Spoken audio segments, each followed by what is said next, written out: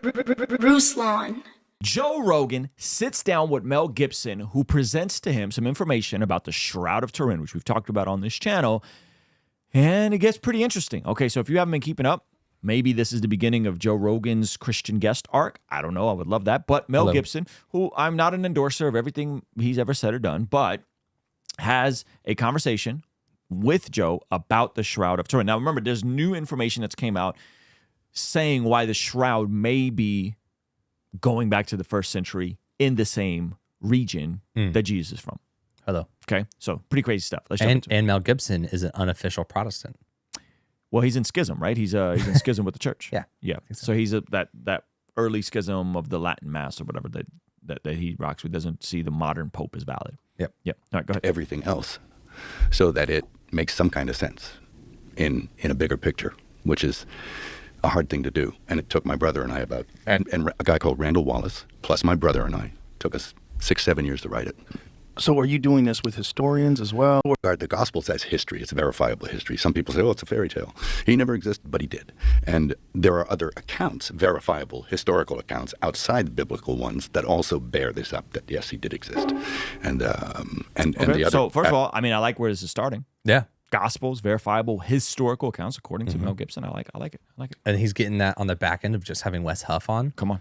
So he's like, it's more believable this time. Aspect of that is that all the evangelists, the apostles who went out there, every single one of those guys died rather than deny their belief. And nobody dies for a lie.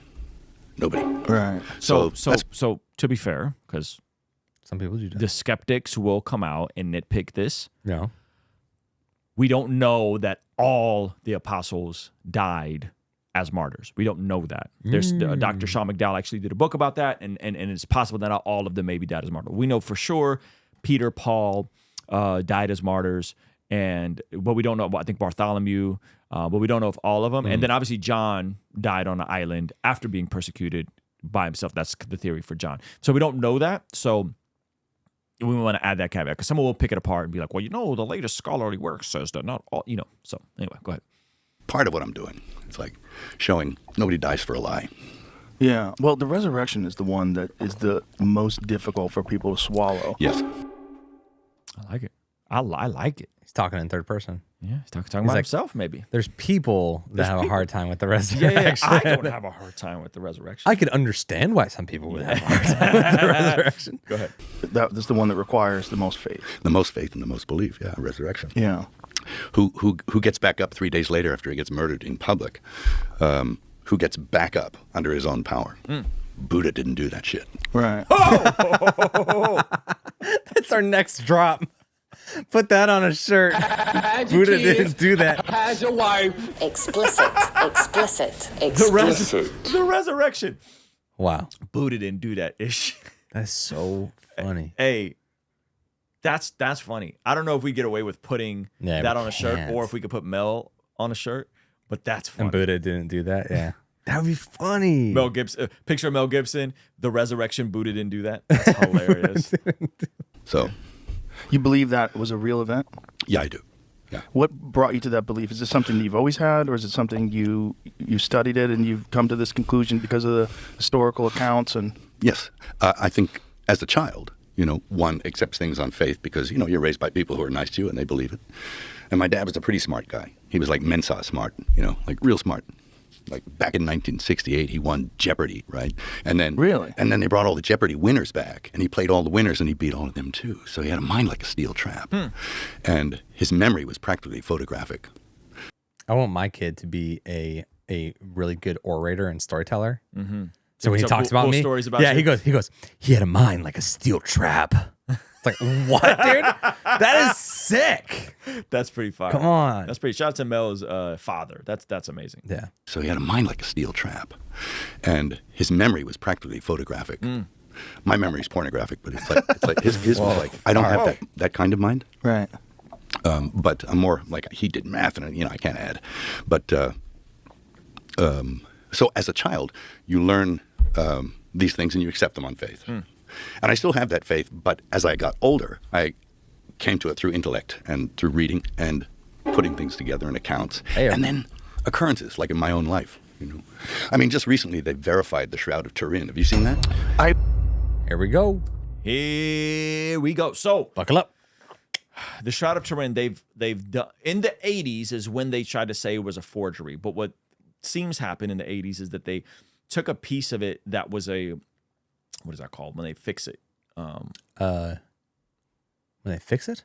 Yeah, like if there's a mess up in something, they fix it. They go around and they they patch took it up. It was a yeah, patch yeah. up work. Yep. And so they seem to have taken a piece of it that was a patch up job done in the 1300s. So therefore, they took a piece and they thought the whole thing was done. It's a repair patch up job.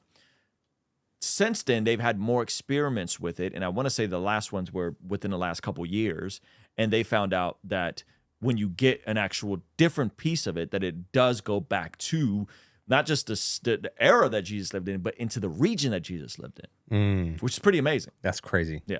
I've been reading about it, and I know that there's some contention, there's some discussion and debate about it. But they used to think that it was only a couple hundred years old, Yeah. and now they've changed that. Yeah, they said no, it's back then. They also don't understand how it was made, which to me is very fascinating because it's not paint.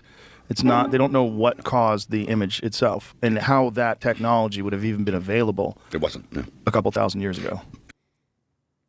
Here's what's interesting to me. He's been watching some Christian YouTube videos. He's been watching some Christian YouTube videos, and here's why.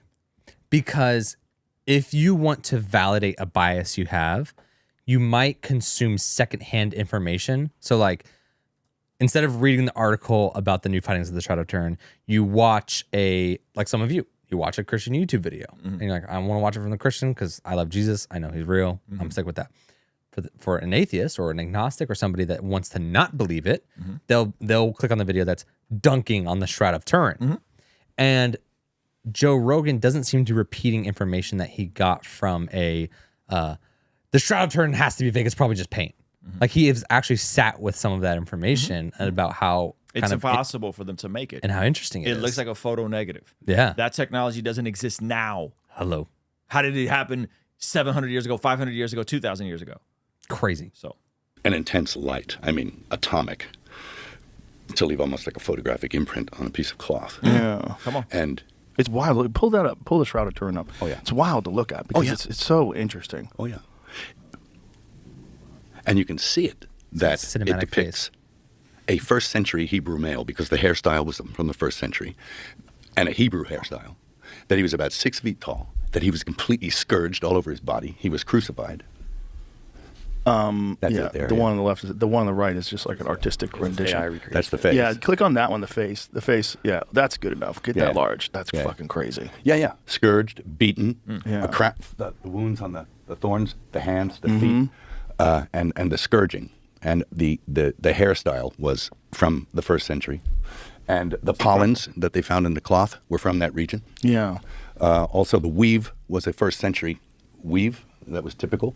And another guy, an archaeologist who I knew who actually translated the Passion into Aramaic, told me that if you look close, you can see the image of a Tiberius coin marks on the eyes. Now, I don't know if that's real or not. I've never actually checked. Hold on. Tiberius coin marks. That's crazy. Hey, before we go any further, smash that like button, please. Show us a little bit of love in the algorithm. A whole bunch of you guys watch this channel. Also aren't subscribed, so make sure you're subscribed as well. All right. Tiberius marks on the eye. He did say he's not sure if that's Okay, that's I real. haven't heard of that. That sounds hopeful. Yeah, go ahead. But that there's images of Tiberius on the coin. So they would put the coins over the eyes. Yeah. So that would date it. But they have now verified that it does actually go back to that time period. For a while, they were testing pieces that had been repaired in the 13th Right. century or, Right. you know. That's what What I is just the- said. That's literally what I just said. They're testing pieces that were repaired in the 13th century. Yep. And that those were not the right pieces to be testing. Hello. Latest on that, Jamie. Can you see like? I was trying to get that. I have 2 different articles from within the last 6 months Yeah, saying the opposite Smithsonian things. So yeah, I was gonna opposite. Of course. dig You're into gonna- which one sounded the most accurate. Well, it's such a crazy thing to even. Wait, hold on. What did James say? He said looked up 2 different articles and they were saying the opposite? Let's see. I was trying to get that. I have 2 different articles from within the last 6 months Yeah, saying the opposite Smithsonian. things. So yeah, I was gonna opposite. Of course. dig You're into gonna- They're saying opposite things of each other. I think. Oh, okay. which one sounded the most accurate. Well, it's such a crazy thing to even try That to it even exists is crazy. Hello. Yeah. verify. Like, what are you saying? You're saying that this is really the shroud that Jesus was covered in. So you're saying Jesus historically absolutely did exist, and we think that this is the shroud that covered him. Just that alone, people, incredulity, people's immediately their hackles raise, like, wait a minute, and they just instead of like looking at it objectively, they almost always want to look at it from a point of view of disproving it immediately. Wow. I mean, no, I'm cool, calm, collected. Actually, this is cool. That's cool. Hey, Zach, but Joe Rogan can't even fart without us making a video about it.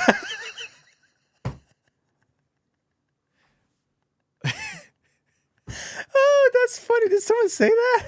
Joe Rogan can't even fart without us making a video about it. Oh, my goodness. Excuse the fact that he's entertaining the Shroud of Turin, the bodily resurrection of Jesus, hosting multiple Christians. Yeah. And we've been calling this for 2 years. Here's what's interesting. Excuse all of that. What's interesting is that he was, Christian sympathetic for a little bit. And we were covering those videos for a while, for a few years.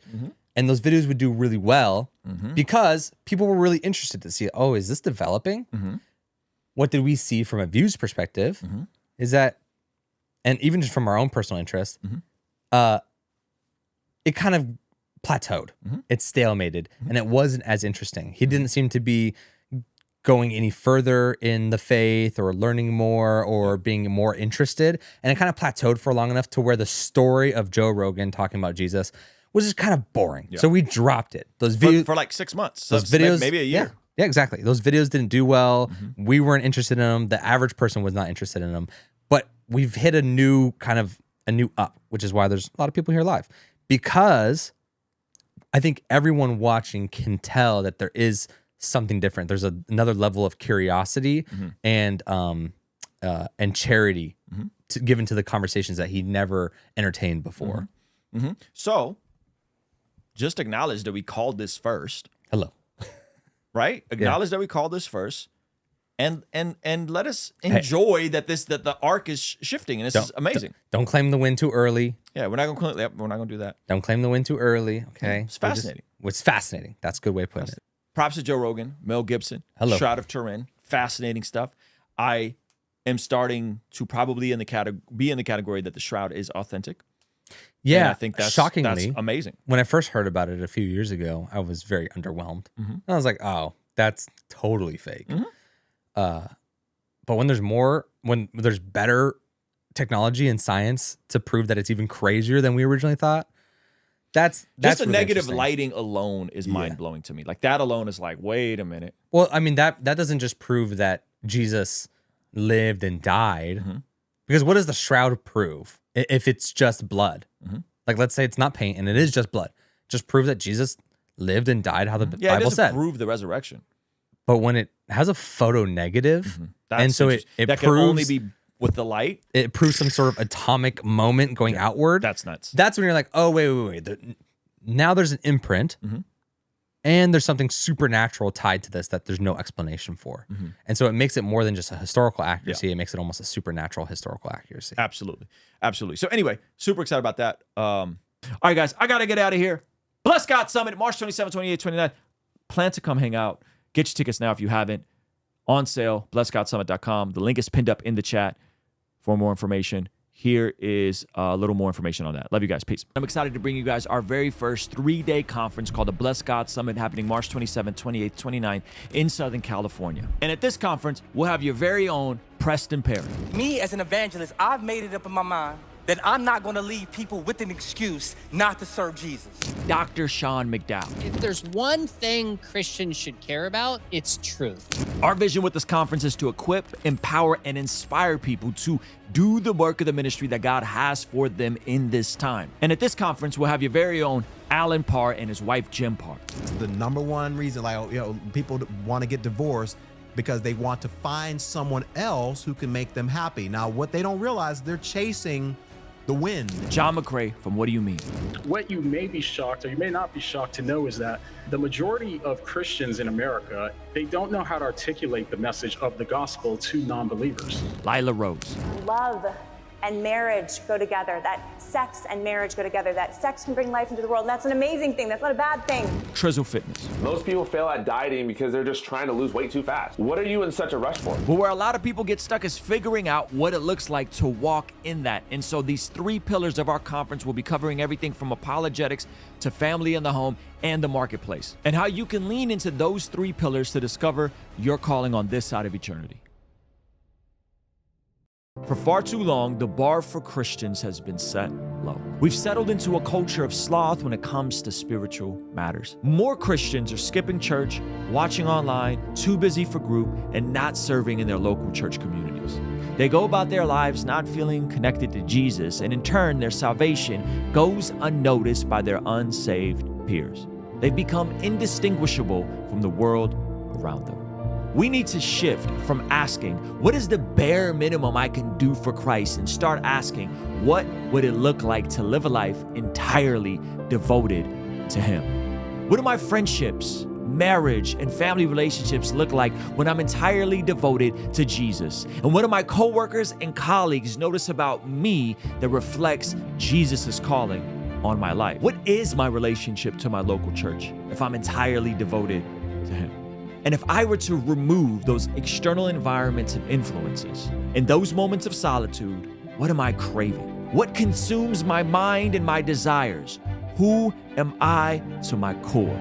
What does it look like to embrace my purpose, my calling, and my personal ministry in complete surrender and devotion to Christ? 1 Peter chapter 2, verse 12 describes a life that seems to have been forgotten. Live such good lives among the pagans that though they accuse you of doing wrong, they may see your good deeds and glorify God on the day He visits us. Ephesians chapter 4, verse 11 and 12 instructs the leaders to equip God's people to do His work and build up the church, the body of Christ. So join me and my favorite pastors, podcasters, and performers March 27th through 29th at the Bless God Summit in Southern California, and discover your personal ministry, calling, and purpose when living in complete devotion to Jesus. It's time to stop blending in and start living out the life you were called to live.